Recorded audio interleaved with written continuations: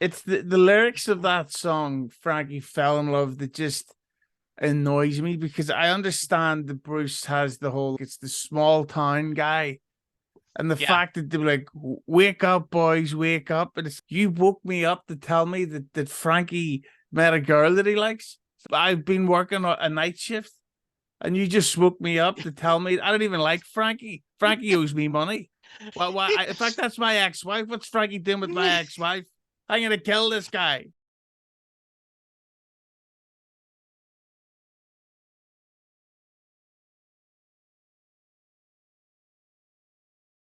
Hello, everyone, and welcome to a new episode of Set Lusting Bruce, your podcast all about Bruce Springsteen, his music, and mostly his fans.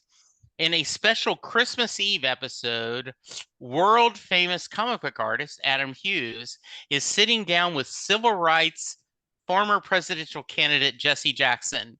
No, that's not true.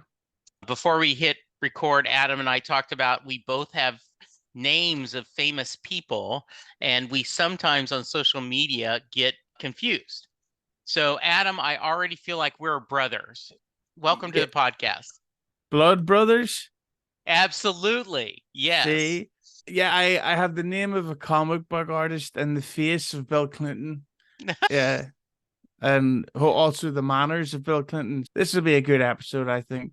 Yeah, I often tell people that I look different than I do on TV. And my old joke is you're used to seeing me on a black and white set. Yeah, so yes, this is pulling back the curtain. We're recording this a little bit before, but I am putting this episode up on Christmas Eve because when Adam reached out to me, he said two things. One, I adore Bruce Springsteen Christmas music. Two, feel that I'm a bigger Springsteen fan than you are, Jesse. And I said, you have to be on the podcast. So, Adam, welcome to Set Listening, Bruce. I'm so happy to be on this, Jesse, because I've been listening to you for almost coming up to a year straight.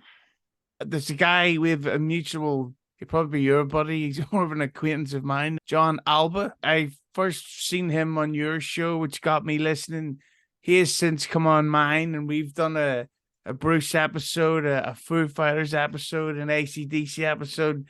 And that's one of the things I love about the Bruce Springsteen fans is that it's so easy to connect with people. Like I could randomly buy a ticket to Paris, France, and if they could at least pretend to understand my accent, you could get along with these people immediately. Yeah, when you walk into a restaurant before a Bruce show and other people in Bruce Springsteen t-shirts, you know that if you said, "Hey, can I join you?" they would move the table around, they would adjust chairs and say, "Sit." Right? There is this inclusivity that we're all blood brothers, blood sisters, blood siblings, right? It is just there is something about and one of the things that I love, Adam, that I feel like there is a very small percentage of jerks out there that put the name Springsteen fan on them, but it Mm. is such a small minority. It is Yeah, so small. yeah, I call those high hope fans Okay.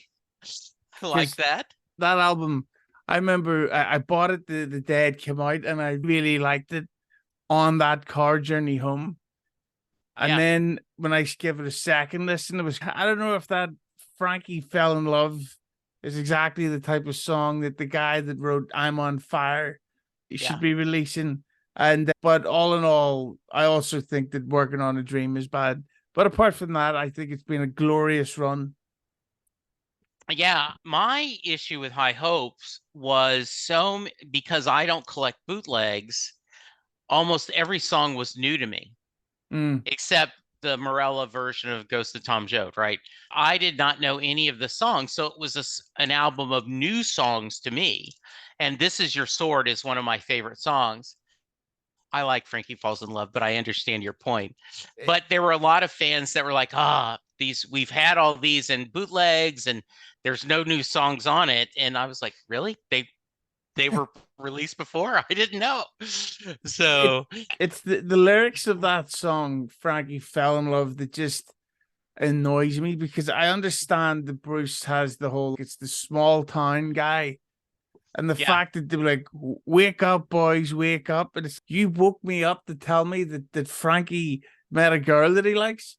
I've been working a night shift and you just woke me up to tell me I don't even like Frankie. Frankie owes me money.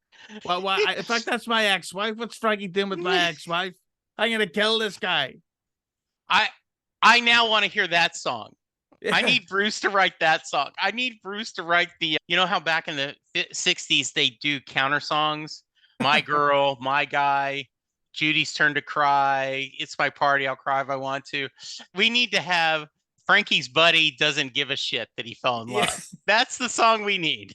Yeah, that's from my album Born in the USA. Oh, I love it.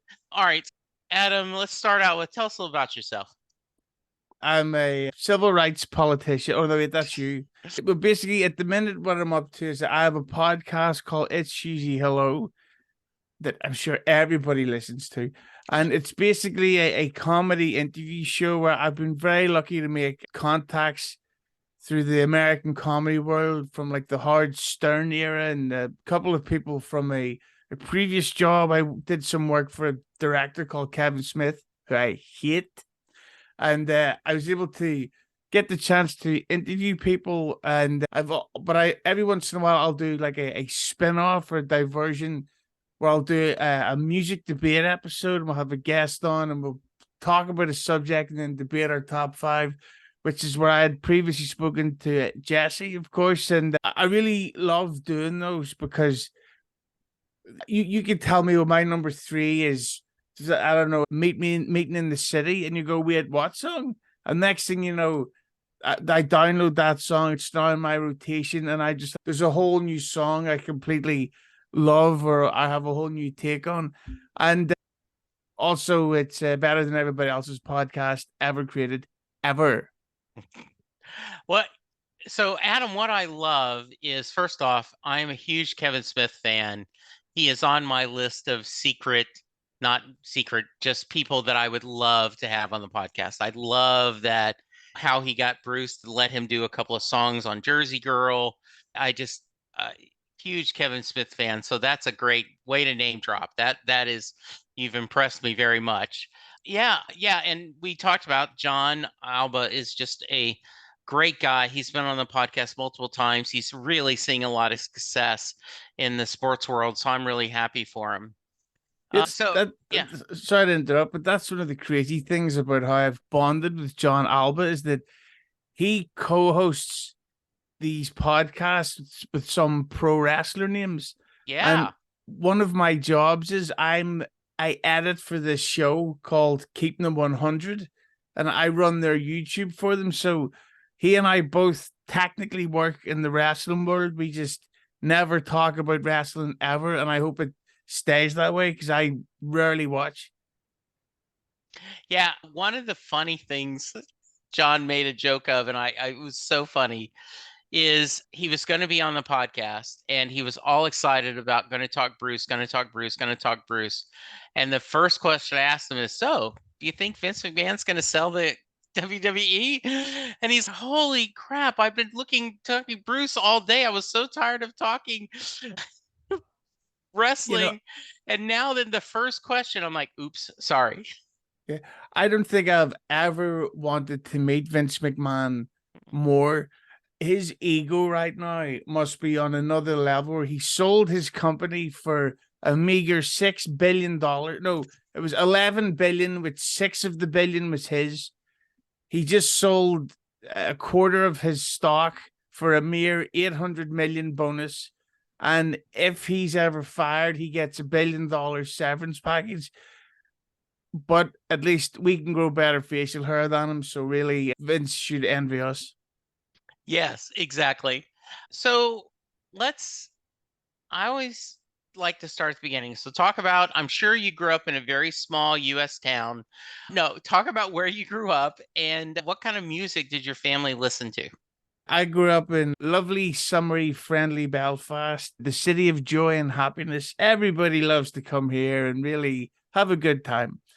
But growing up, my mum is one of these people that she liked every song and would permanently be dancing as soon as the front door was closed. I've grown up in a weird way from a kid. I've never liked current music. Like from I there's a minimum of songs I actually like past 1999. And so all my taste is really the 60s, 70s, 80s, and 90s.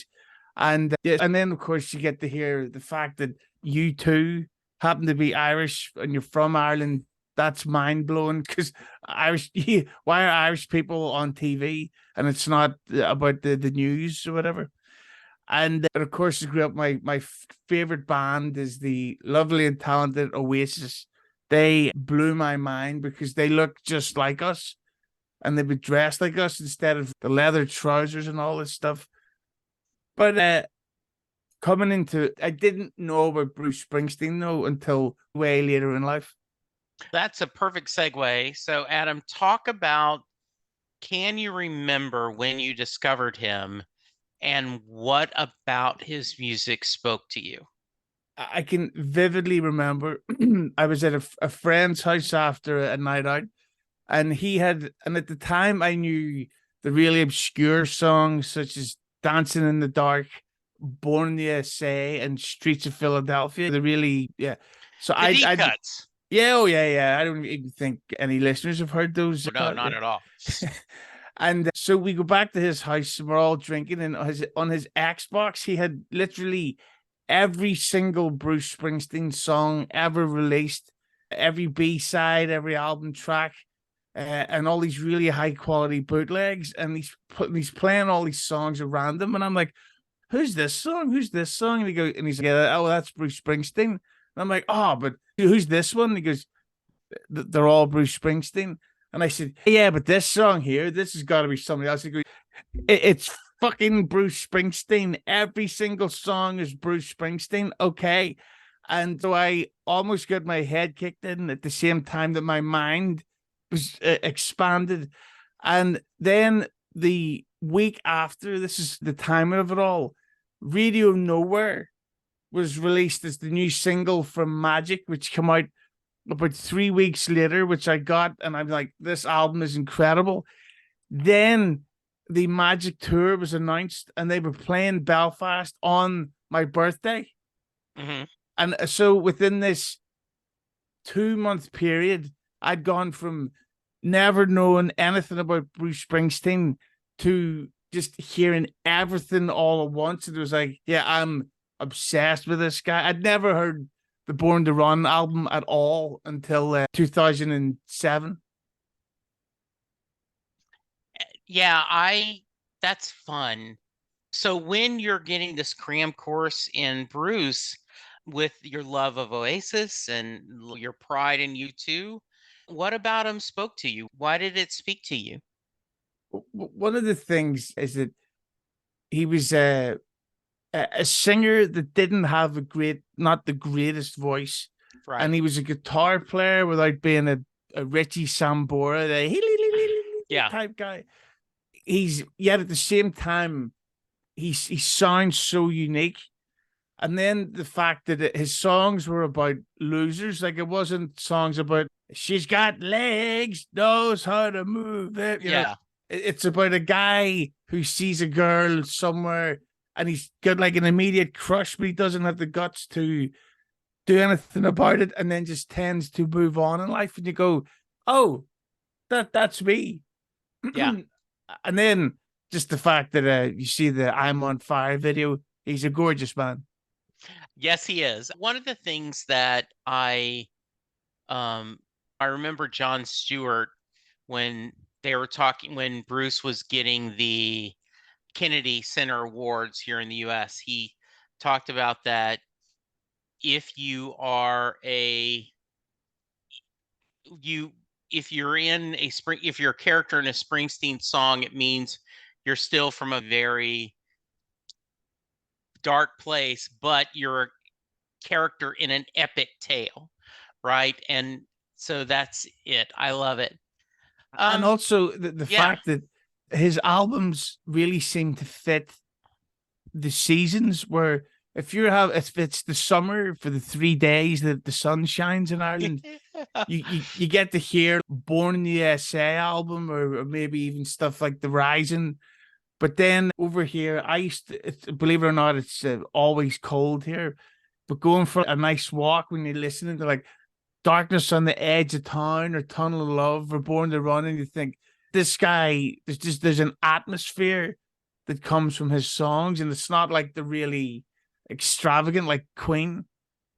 They're just Yeah. like sort of basic songs that at the same time are in unbelievably like catchy and unforgettable. Like what's something in the night when the bit that goes, "There's nothing got Yeah. for you." That bit, I don't care where you are, everybody has to stop and attempt to sing along with that.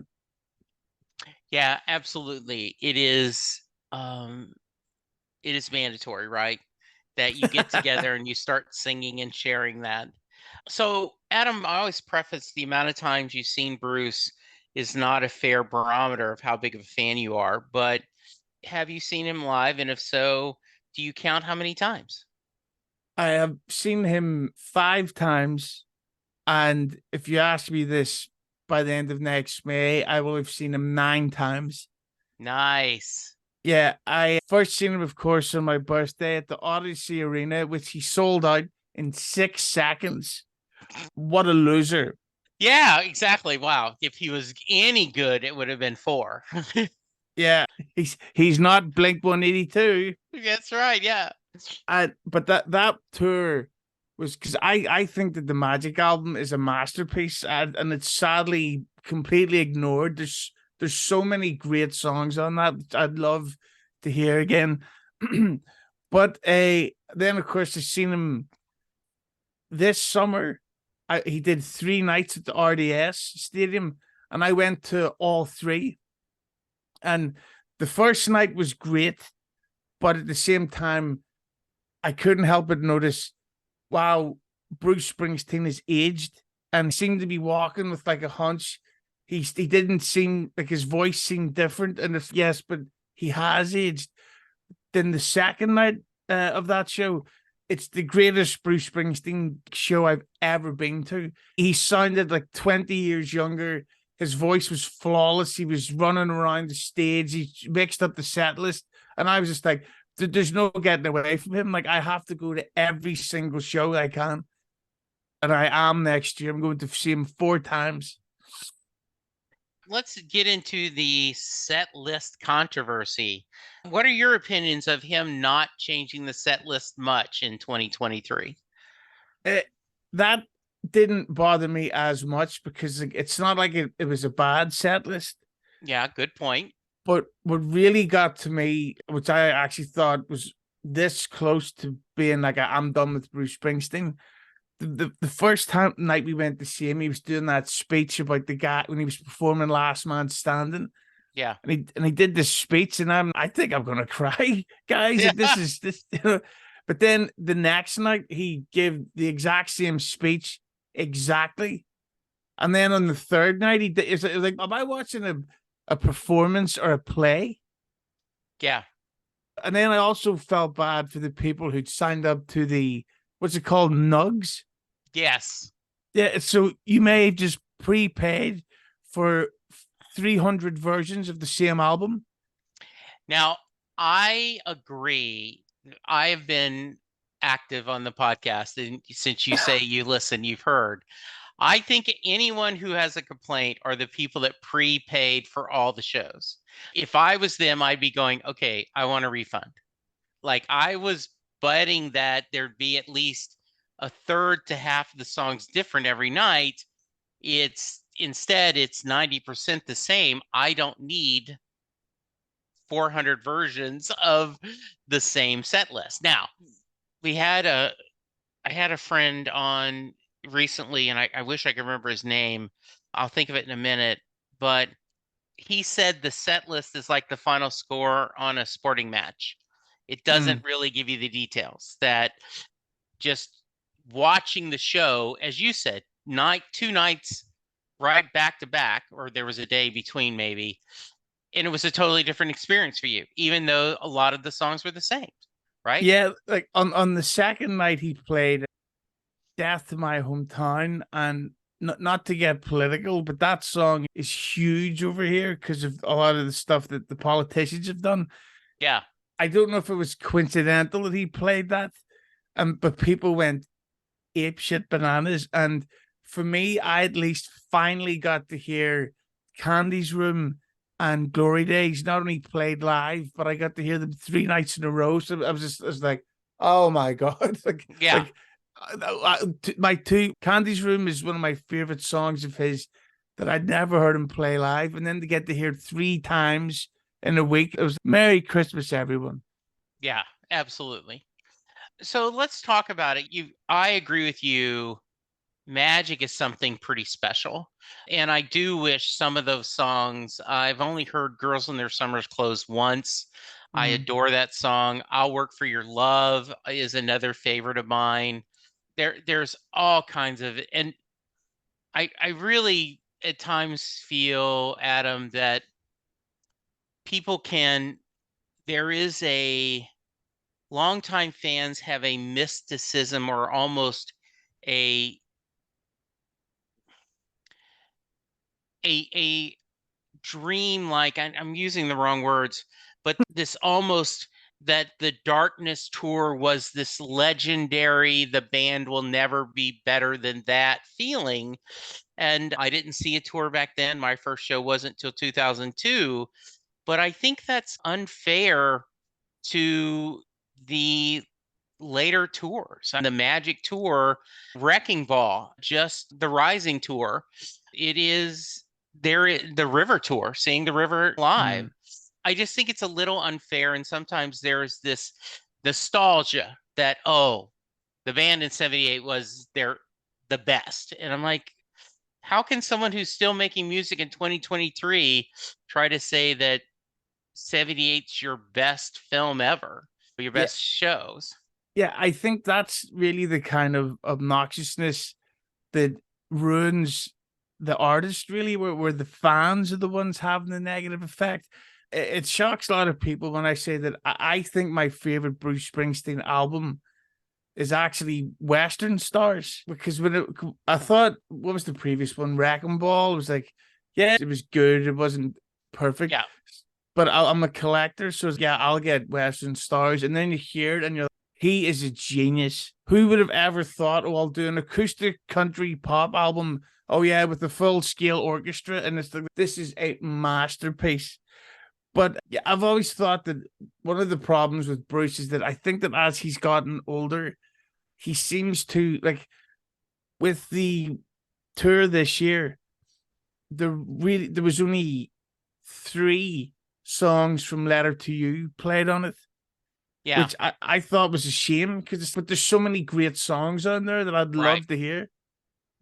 Yeah, I agree that I think the set list does a good job of covering his, catalog. But I was really sad we didn't get anything from Western Stars. I would have loved 4 or 5 songs from Letter to You, two or Mm, three from Western Stars. I am so happy we got the Western Stars film. So we did get to see them with the orchestra. But Bruce, not that he's asking for my advice, put together that band and do small shows and tour, right? That would be, I talk about a ticket that would be a hot ticket. I yeah. think people would love to see that. We went to see Bruce Springsteen. He played here on the Wrecking Ball tour, and Yeah, he did this thing that blew my mind, where he did his opening act as his acoustically. yeah, And I understand he's going through a health problem, but if I could, and I really yeah. should get my own way because I'm such a nice boy, if he did a Western Stars acoustic opening set, Oh, and then the band came out, I'm like, oh, okay, Bruce, I think you're going to make it. yeah, exactly. Yeah, absolutely. So you talked about Western Stars being your favorite album, or at least one of them. And you shared a little bit that Working on the Dreams is not necessarily your favorite. Mine is Ghost of Tom Jones. I don't care for Ghost. I know. Look at the shock in your face, but Oh, your just least not. favorite? Yeah, one. Yeah, it's. I don't. Yeah, I don't. Yeah, Ghost is just. I understand that there's a lot of great songs on there. It just isn't one that I enjoy as much. Yeah, no, it's definitely gonna. That's one of those albums. This is gonna sound like a stupid thing to say, but it sounds better out of context. Yeah, But if you put on the vinyl or the CD, it's just boring. yeah. But if you sprinkle them in, yeah, Mm, you think it works better. All right. All right. So you said you love Springsteen Christmas music. So let's talk about that a little bit. So I my favorite is the live version of him doing Blue Christmas at that yes. carousel. I just, my son loves Elvis. I grew up watching Elvis movies. That is a song that is a standard. And I wish that would be in holiday music rotation. But not that I don't love Santa Claus is Coming to Town. I do. I've been able to see it live a couple of times and it's always fun. So talk to me about your thoughts on Bruce's music. Yeah, I remember it was at the first show I'd ever seen him because I'm literally born for Christmas. My birthday is December 18th. Okay. So I was born ready, baby. I was born Yes, in the you were. snow. I'm like Bane, only instead of darkness, I was born in pink lights. Yes. On the show we went to see him, it was December the 16th or 17th, and he played Santa Claus is Come to Town and Merry Christmas, Baby. Then he went into, of course, Darkness on the Edge of Town and Dancing in the Dark, Born to Run. And I was just like, okay, this is the greatest. I'd never heard someone of this stature playing a Christmas song live. And I Yeah. love Christmas and like because he seems to be really into it. And the thing is, I remember there was a rumor going around that he was actually releasing a holiday album. Hmm. And then the cover of Letter to You leaked out, and it's Bruce Springsteen covered in snow. And I was just Yeah. like, "You're It's good. kidding!" It's And gonna happen. It's yeah, gonna happen. and the letters to Santa, Yeah. and it's sadly not. But if they did, because Paul McCartney keeps talking about having a Christmas album, it's Paul, are you busy? Like you haven't had a Yeah. lot of time to do it. Yeah. Yeah. I he's talked about that Bruce is when you feel like doing it, it is it's almost too late. So Yeah, I argue right now while you're healing, do some Christmas songs ready for December 2024. There you yeah. go, right? That's Yeah, it. because that's the thing that Dave Grohl from the Foo Fighters does the thing every year, not every year, but where he calls he calls it the Hanukkah sessions, Yeah. and they record. Is it was it 8 nights in Hanukkah? Yeah, I So think so. every year they'll do 8 new Hanukkah songs, and I would just love it if Bruce did that, even if he just recorded it in his home studio, put it straight on YouTube Yeah. and it's okay. Now we've got it. We don't have to download it, pay for it. It's just a nice gift for us, lovely comic book writers and social activists. Yes, it would be nice. Absolutely. And Uh also, his songs are like his Christmas songs are like party songs because there's too many big band jazzy ballads of Santa Claus. No, Bruce will get the guitar on, get a what do you call him, a flagon of mulled wine, mhm. and it's let's have a good time. Yeah. What are some of your favorites that you love that he does? And do you have a thought of some songs you'd love for him to cover? I would love for him to cover. I don't know if this song's big in America, but the song by a band called the Pogues called Fairy Tale of New York. Now, Mhm. lyrically, it would need to be altered because they use Irish slang in it for certain words, Yeah. which out of Ireland are basically bigoted words, but unfortunately, nobody knew the song was going to blow up the way it did. But with the E Street Band, I think with him and Patty, because it's a male female duet, Yeah. I think with him and Patty singing that song, especially because we all know that they've had a couple of ups and downs in their relationship. I think there would be a lot of what's the word, realness to it, emotion to it. I think if, and plus because I love Ireland so much, we could claim Bruce as our own. Yeah, I had not heard that song till 4 or 5 years ago. And since then, I have adored it. It is such a great song. Very sad that the female lead is passed on, which gives it even more kind of sorrow, that kind of this pathos. Absolutely. I think they would do great. Did My you favorite. ever hear how she passed away? No, please, I think so, but please remind me and the audience. This is not a joke. This is Yeah. legitimate. She was out playing with her sons in an ocean. They were swimming.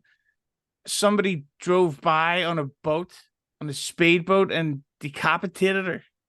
Oh no. Yeah, and a kid's seen it. It's ridiculous. And Oh. Shane McGowan is currently in hospital. He's got some type of brain virus. So we may not have Shane by the end of 2023. Mm. But Bruce and Shane are friends. Bruce went to visit Shane last May. The chances of it happening, I would say, are pretty low, but they're not zero. That's tragic. And the video is amazing that they show. My favorite Christmas song is one from the 60s, maybe in the 50s. But speaking of people with famous names that aren't, there is a musician named Charles Brown, not Charlie Brown, Charles Brown. And the song is Please Come Home for Christmas. Yeah. And the reason why is when I was in high school, growing up in Louisiana, that they would not play it till the Friday after Thanksgiving. And when you heard that on the radio, you knew it was Christmas time, right? And back then, you didn't have any streaming services. The only way you could hear the song anytime you want is if you went and bought the 45 or heard it on the radio. To this day, when I hear this song and it starts with bells, ding, ding, ding, bells will be ringing. So I would love Bruce to do a version of that. Yeah, Yeah, the thing, that song is so good, and it's been covered 5 billion times, it and has. all 5 billion are really good. John Bon Jovi, an Yes. unbelievable. James Brown maybe Yeah. has the greatest version. Yeah. Aaron Neville did a great version. The great Aaron Neville from the Neville. He did a wonderful version. So yeah, that's my favorite. What are some other ones of Bruce that you love? Of course, there's the live version of Santa Claus is Coming to Town, but I think the fact that he's playing it live is what makes it so good, because you get to hear him interacting with the crowd. And of course, Yeah. when he panders to the New Jersey audience, he goes, "Flying over Jersey, flying over Yeah. New York, coming on the Jersey Turnpike." And it's okay, Bruce, we get it. You're getting the hometown pop, we get it. But it's and that's what I think makes the Blue Christmas cover is so good, and the baby. Oh, what's the other one? Merry Merry Christmas, Christmas, baby. baby. Yeah. The fact that he's playing it live, it adds to the fun atmosphere of it all, and that's why if he did a Christmas album, which I think isn't likely, but I would love that. Yeah. I think so too. And yeah, that is such iconic when, oh, that's not many. That's not many. How about you, Clarence? You going to get a new saxophone for Christmas? Is just, it's iconic. And it is one of those other things that, um, where you are wanting to, it gets you in that mood. It totally gets you in that mood. Yeah. Interestingly, especially when it comes to the E Street Band, and you were telling me, Jesse, that your all-time favorite film is Home Alone 2, Lost Mhm. in New York. Mine too. Uh, Yes. there was a song written and performed for that song called All Alone on Christmas by Yes. Darlene Love and the E Street Band. Yes. And Thank you, little Steven. Absolutely yeah, amazing. and the rumor that I remember was that they had wanted to do that with Bruce, and he was like, Oh, but I think they knew this song is amazing. oh, In absolutely. fact, so that's the one I want Bruce to perform all alone on Christmas. Yes, that would be awesome to have him uh and the E Street Band do it and with little Steven there. Oh, that's a great. So let's shift gears for a minute. Talk about the podcast. Tell me a little bit more. You have been kind enough to have me join you. We had so much fun talking Bruce and everything. So tell my audience a little bit more about your podcast. Yeah, basically, I've been very lucky. I call it the positive racism towards Irish people, and that when Americans hear about an Irish guy who wants to interview them, they go, "Oh yeah, that'll be fun," before Yeah. they realize the real dark side that I have.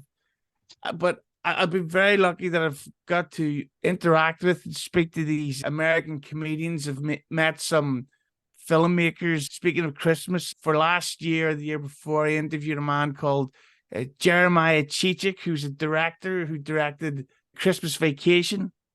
Told, oh, I want to hear Bruce cover the theme song from Christmas Vacation. Oh, that'd be a good one. Yeah, okay. I like that. We Uh, should keep a list of this. which little trivia fact was written by Prince, and he never did the copyright properly, which is why you can't buy the song. Uh, I've been able to meet a lot of people from the comedy world. I'm an old school pro wrestling fan, so I've been able to interview a lot of people from that world. A few controversial political figures, which haven't aged well, as you got to admit. But all in all, I love it. It's a comedy podcast, and it's quite lighthearted, goofy stuff. Why did you decide to do this? What was your origin story? When I worked for Kevin Smith, How did that happen? frankly, same reason he had a podcast that was, and he's a long winded guy.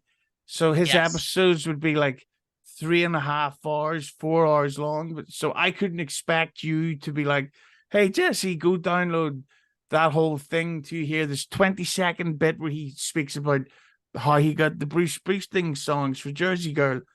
Yeah. So I would put it on YouTube so I could just send you the link that way. And it got to the point where I was doing this a lot and the views were pretty high Hmm. to where they contacted me and they had said, listen, we're not gonna we're not gonna give you copyright strikes, but we're willing to work with you if you post links to the actual show that could be downloaded or the websites, all this stuff. I was like, you've got it, boss. But then Yeah. they decided to go without me and without actually giving me a warning that they were going without me. Oh no. Yeah. That sucks. Yeah, but he sucks too. Oh, okay. Yeah. Yeah. But yeah, Uh but through that, I didn't actually even answer your question. yes. But through that, I would interact with people a lot because I'm a big film buff slash nerd, and I love talking about all this stuff. And you would interact with fans on social media, and they would tell me for years, you really should start a podcast, and because he could maybe help you plug it, help you promote it. So of course, I waited till after he dropped me from the show to start my own podcast. But it's all worked out in the end. I hope. Yeah, absolutely. Is there anyone you haven't got to visit with that you're still pursuing, you're hoping to talk to? There's a comedian called Artie Lang. Oh yeah, I'm aware of him. He's a hilarious person, but he's also a troubled person. And I know it sounds pretentious and stalkery, but I know that I'd be able to get along with him because he's a huge Bruce Springsteen fan. He's a Yes. huge AC/DC fan. And it's just, if I could talk to Artie, if I could just get an hour of his time, I know it would be a great conversation, a great episode. So he's the my white whale. Okay. All right, that sounds great. So talk to me, um, are there songs you're still chasing that you want to hear live next year when you're going to four shows? Are there any shows that are in your bingo card that you're still hoping to hear Bruce do live? I have two songs left on my favorites list that I've never heard played live. I've never heard "I'm on Fire," Okay. which that song I have to actually not play it, because if I play it once and it's short, then I'll play it 9, 10 times in a row, and then you start dancing to it. You're doing my silly shuffle. But I'd also love to hear "Stolen Car" played live, Ooh, yeah. because when the River Tour came here, Bruce dropped the River Tour, or the Yes. planet. And I was like, no, no. So we missed our opportunity to hear that. But those are the two that if I could just hear them once, that's me happy. Yeah. Is there anything I should have asked you that I haven't, Adam? Yes, I get my hair this way. I let it grow long at the front, and I use some product in it sometimes. And I don't always shampoo, but I always use conditioner. There you Okay. go. All right, there you go. Good to know. All right, this was fun. We should do this again. We should find an excuse to talk. I think you and I could just talk another hour or two just about everything. I'll do this anytime. I love the show. And we could do a whole episode about how great Frankie fell in love is. We could perform it. There we go. Uh, Uh, yeah, I love that. All right.